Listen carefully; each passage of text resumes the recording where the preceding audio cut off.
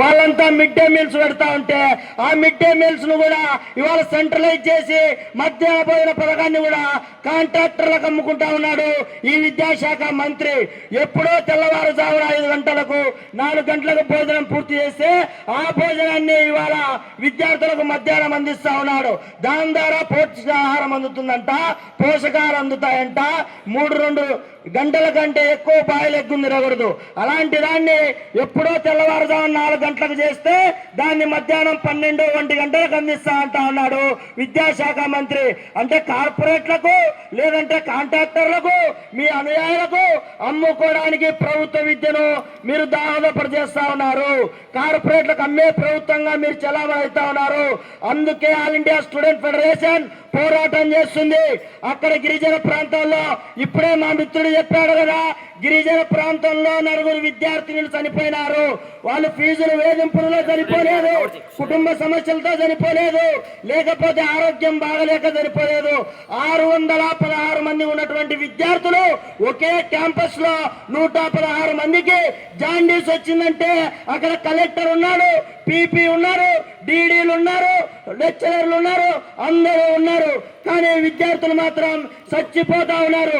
ఏ విధమైనటువంటి పరిపాలన కొనసాగిస్తున్న విద్యాశాఖ మంత్రి ఆలోచన చేయాలి. ఇవాళ ఆంధ్ర యూనివర్సిటీ ఉంది, 100 సంవత్సరాలని చెప్పి ప్రకటిస్తా ఉన్నాం. ఆంధ్ర యూనివర్సిటీలో సంబరాలంటా ఉన్నాం.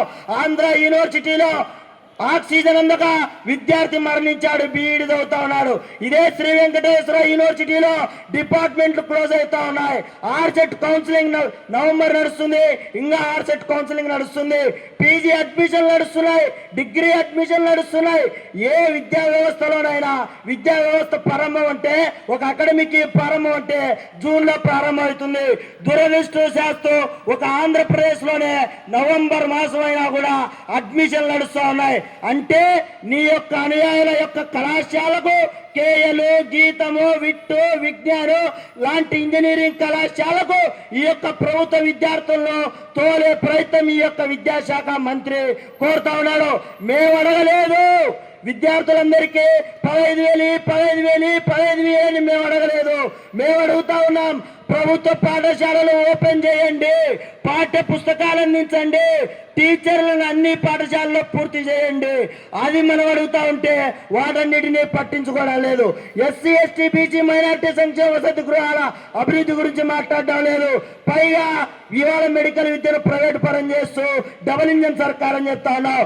నీ డబుల్ ఇంజన్ సర్కార్ అధికారులు అంటే ఇదే తిరుపతిలో ఇవాళ నరేంద్ర మోడీ అధికారంలో ఉన్నారు. ఇదే తిరుపతికి వచ్చినటువంటి బహిరంగ సభలో రాయలసీమ ప్రాంతం వెనుకబాటుకు గురైంది,